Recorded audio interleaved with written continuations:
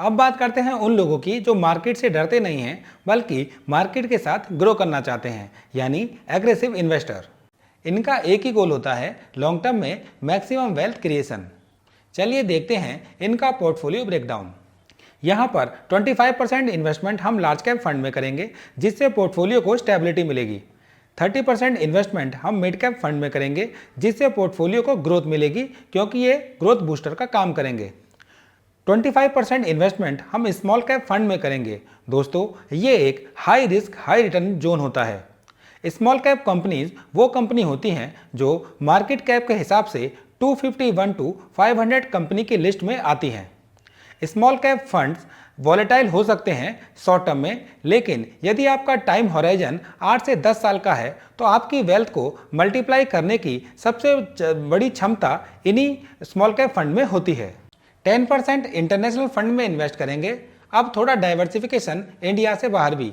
Nasdaq 100 आपको global tech Giants जैसे Apple, Google, Microsoft और एनवीडिया में एक्सपोजर देता है। ये कोई रिकमेंडेशन नहीं है, ओनली एग्जाम्पल है। यानी आप ग्लोबल इनोवेशन में इनडायरेक्टली इन्वेस्टर बन जाते हो। इससे आपको करेंसी डाइवर्सिफिकेशन और डॉलर एप्रिसिएशन का एक्स्ट्रा बेनिफिट मिलता है। 10% थीमेटिक फंड में इन्वेस्ट करेंगे। थीमेटिक फंड आपके पोर्टफोलियो में फ्लेवर ऐड करते हैं।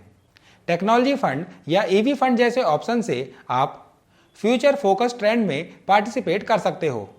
पर याद रखिए, थीमेटिक एलोकेशन हमेशा लिमिटेड रखें, 10% से ज़्यादा नहीं, क्योंकि ये साइक्लिकल कैटेगरी होती है तो इसमें रिस्क भी ज़्यादा होता है।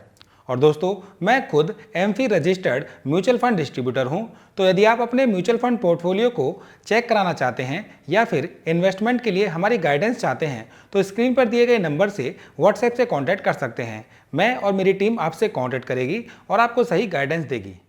तो यदि आपका टाइम हॉराइजन 7 to 10 ईयर है और आप मार्केट के अप डाउन से नहीं डरते तो ये एग्रेसिव पोर्टफोलियो आपके लिए बेस्ट है। ये आपको हाई ग्रोथ के साथ एक स्ट्रॉन्ग ग्लोबल एक्सपोजर भी देता है।